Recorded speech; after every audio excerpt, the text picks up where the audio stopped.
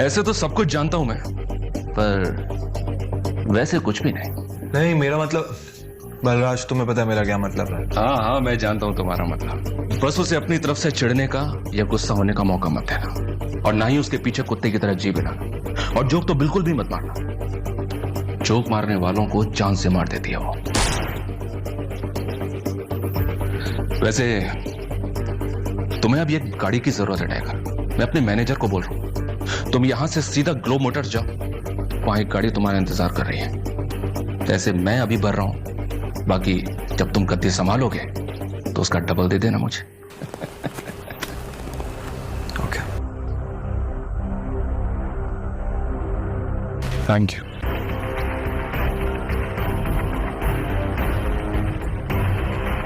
उसने बैंक से पैसे लिए। जल्दबाजी में वो बलराज से यह पूछना भूल गया था कि बलराज ने उसके लिए कौन सी गाड़ी बुक की थी।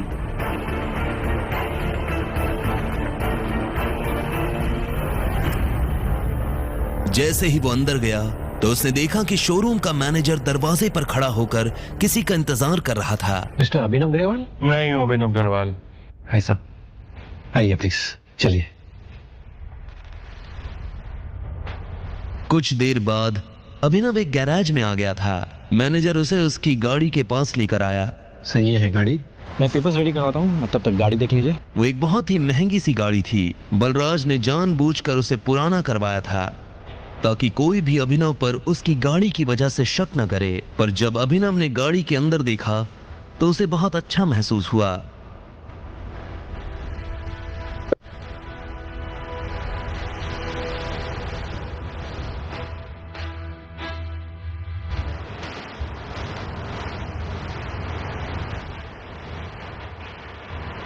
हेलो, ये सब क्या हो रहा है अभिनव? तुम गाड़ी ले रहे हो? तुम कौन हो और तुम क्या चाहती हो? अरे मैं चाहत, तुम्हारी वाइफ की फ्रेंड। अभिनव ने चाहत को अकरम की पार्टी में देखा था। हालांकि अभिनव ने वहां उससे कोई बात नहीं की थी, लेकिन वो पार्टी में लगातार अभिनव को ही देखे जा रही थी। उसे पूरा शक था कि अभिनव दुनिया को जो दिखा रहा था असल में वो वैसा नहीं था। और ये सवाल मुझे तो तुमसे करना चाहिए, तुम यहाँ गाड़ी खरीदने कैसे आ सकते हो? अनन्या ने मुझे तो बताया कि तुम गरीब हो। हाँ, मैं गरीब ही हूँ, बस वो अपने बॉस के लिए ले रहा था। चाहत ने उसे कुछ पल के लिए देखा और बोली, पक्का झूठ तो नहीं बोल रहे हो? मैं तुमसे झूठ क्यों बोलूंगा? पता नहीं, एक काम करती हूँ, मैं अनन्या को भी यही बुला लेती हूँ, दूर से ही सही। जब तुम्हें वो गाड़ी में देखेगी तो खुश हो जाएगी। नहीं, उसे यहाँ बुलाने की क्या जरूरत है? उसे क्यों परेशान करना? अब तुम बताओ, मैं तुम्हारे लिए कुछ कर सकता हूँ क्या? तुम मुझे ट्रीट दे सकते हो क्या? तुम मुझे ट्रीट पे नहीं लेके चलोगे? देखो, मैं तुम्हारी बीवी की दोस्त हूँ और मुझे नहीं लगता कि तुम्हें मुझे मना करना चाहिए। इससे पहले कि अभिनव उसकी बात का कोई जवाब दे पाता, चाहत ने गाड़ी का दरवाजा खोला और वो पैसेंजर सीट पर जाकर बैठ गई। ठीक इसी वक्त मैनेजर डॉक्यूमेंट्स लेकर आया और उसने डॉक्यूमेंट्स अभिनव को दे दिए। अभिनव भी ड्राइविंग सीट पर बैठ गया। उसे पता था कि चाहत खुद एक रईस परिवार से आती थी, ऐसे में वो उसे अकरम के एक होटल में ले जाने वाला था। चाहत पूरे रास्ते रह रहकर अभिनव को देख रही थी। अभिनव को समझ नहीं आ रहा था कि वो उससे चाहती क्या है। अभिनव की गाड़ी अकरम के होटल के नीचे पार्क हुई। बिजनेस में अकरम किसी के नहीं सुनता, समझे? ठीक है, मैं बाद में कॉल करता हूं। टाइगर? अभिनव का फोन बज उठा। उसने देखा अकरम का फोन था। अकरम। हेलो टाइगर, क्या हुआ? मैंने तुम्हारी गाड़ी अपने ऑफिस के नीचे आते हुए देखी। सब ठीक तो है? All okay? हाँ, वो एक्चुअली मैं होटल में किसी के साथ लंच के लिए आया था। हाँ, वो मैंने देखा। तुम एक काम करो, सबसे पहले तुम ऊपर मेरे ऑफिस में आओ, मैं तुम्हें अपना वीआईपी कार्ड देता हूँ। तुम दोनों को वीआईपी ट्रीटमेंट मिलेगा। क्या हुआ, चले? तुम यहीं रुको, मुझे एक इम्पोर्टेंट काम है, मैं वो निपटा कर आता हूँ। चाहत उसे जाते हुए देख रही थी। वो अच्छी तरह से जानती थी कि यह अकरम का ऑफिस है, लेकिन अभिनव वहां क्या करने जा रहा था और अकरम ने उसे किस कारण ऊपर बुलाया था। चाहत को अभिनव पर शक हो रहा था। अब आगे क्या होने वाला था? क्या चाहत को अभिनव की असली पहचान के बारे में पता चल जाएगा और क्या थे चाहत के इरादे? आगे की उधर जब चाहत अभिनव पर शक कर रही थी, तब तक अभिनव अकरम के केबिन में पहुंच चुका था। जैसे ही अभिनव अंदर आया, अकरम ने अपना कार्ड अभिनव की तरफ बढ़ाकर कहा, आजा टाइगर, वेलकम। सब ठीक? हाँ, सब ठीक। ये ले वीआईपी कार्ड, मजा कर। धन्यवाद। वो नीचे आया और देखा कि चाहत होटल के बाहर छांव में खड़ी थी। चलें? दोनों होटल के अंदर गए और एक टेबल पर बैठ गए। अभिनव जानबूझकर चाहत की आंखों में नहीं देख रहा था, पर चाहत उसने बार बार देख रही थी। क्या हुआ, सब ठीक से? हाँ, सब ठीक है।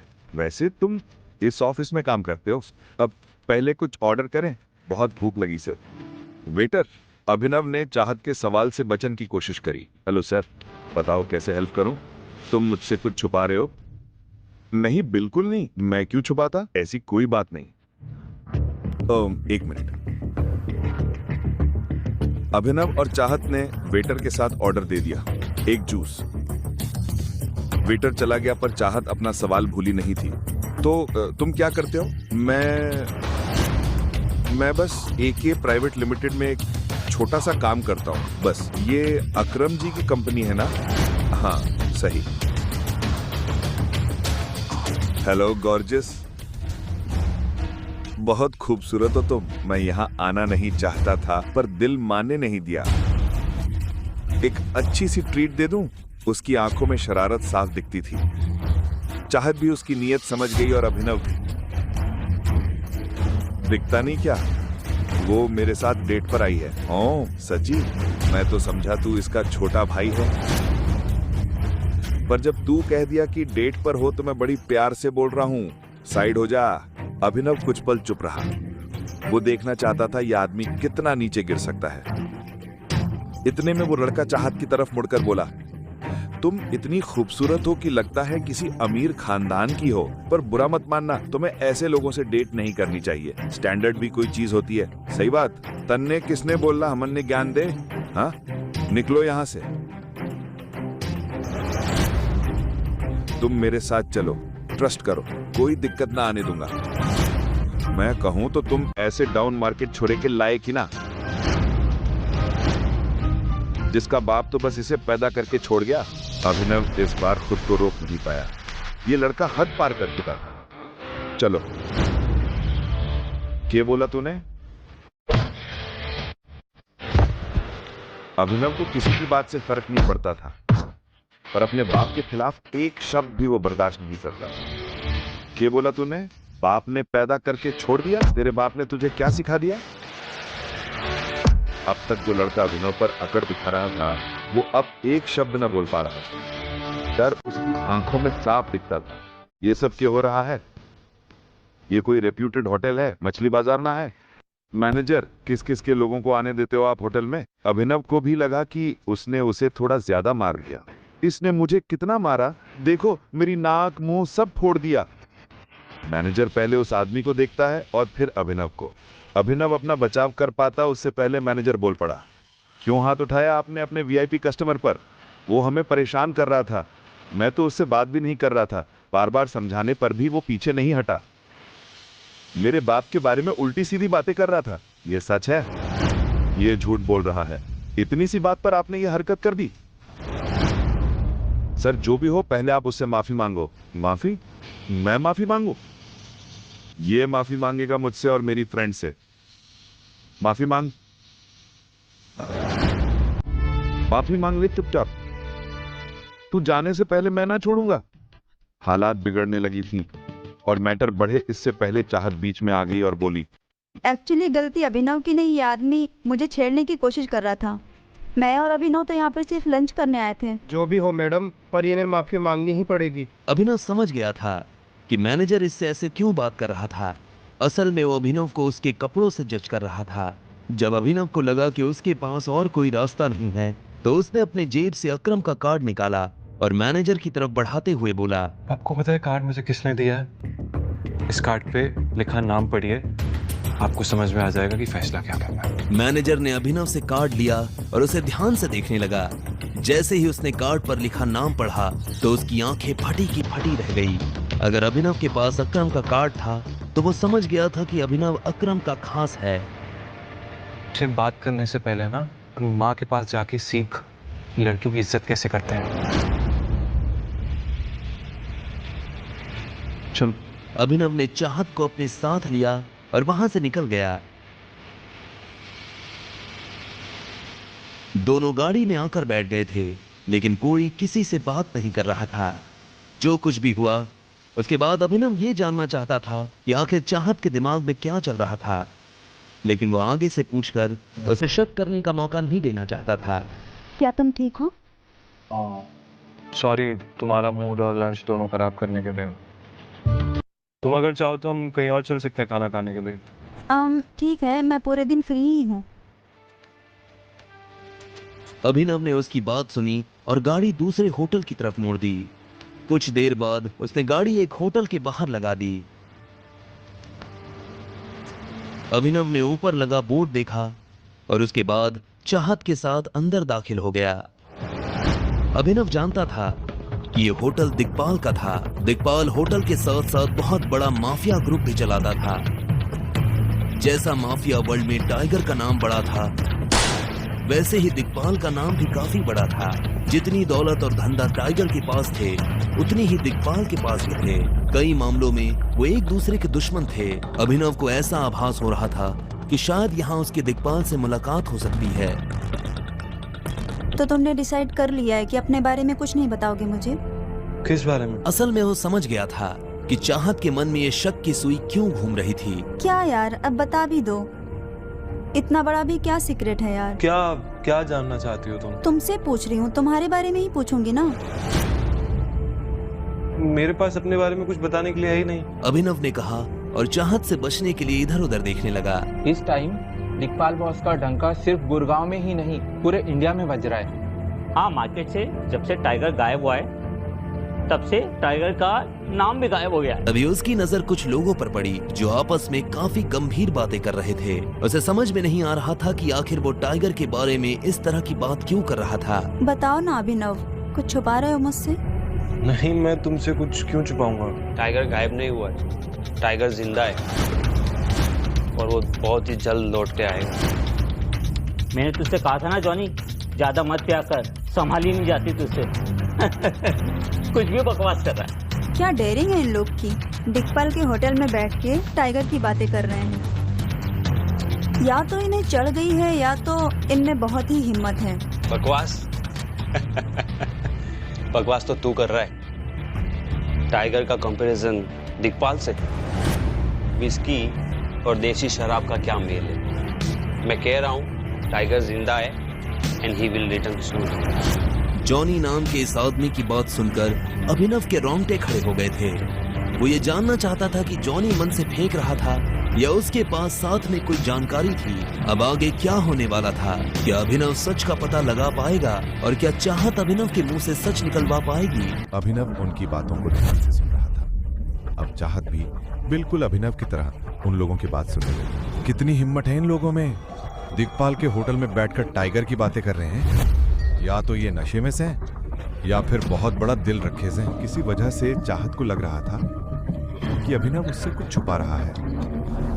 बाकी लोगों की तरह वो अभिनव के कपड़े नहीं देख रही थी, बल्कि उसकी नजर तो सीधे उसके चेहरे पर थी। अभिनव, हाँ तू कुछ कह रही थी? तू मेरी सहेली से झूठ बोल रहा है।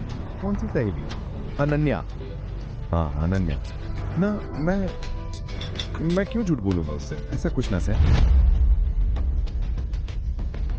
पर तू एक काम कर चाहत, मुझे बहुत जरूरी काम है, मैं अभी का अभी चलूँ।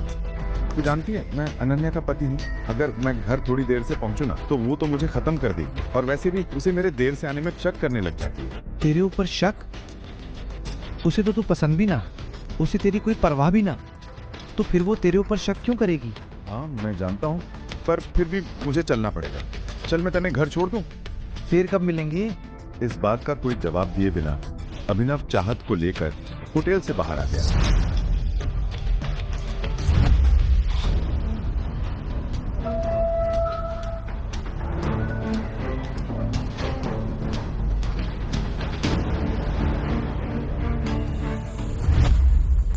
उन लोगों के पास पहुंचकर अभिनव को पता चला कि वो लोग उस छोरे की पिटाई कर रहे थे।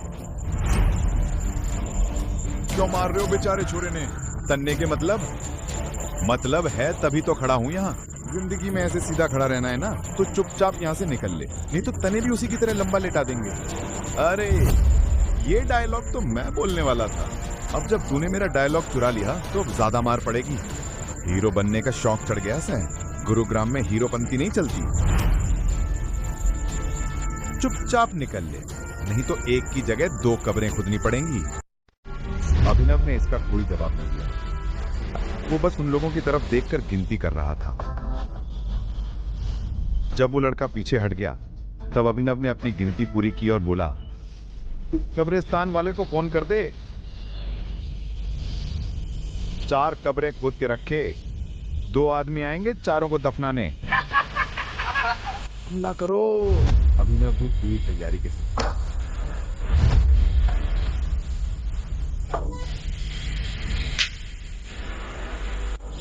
उसी पल में अभिनव ने समय भी बदल दिया और भागी।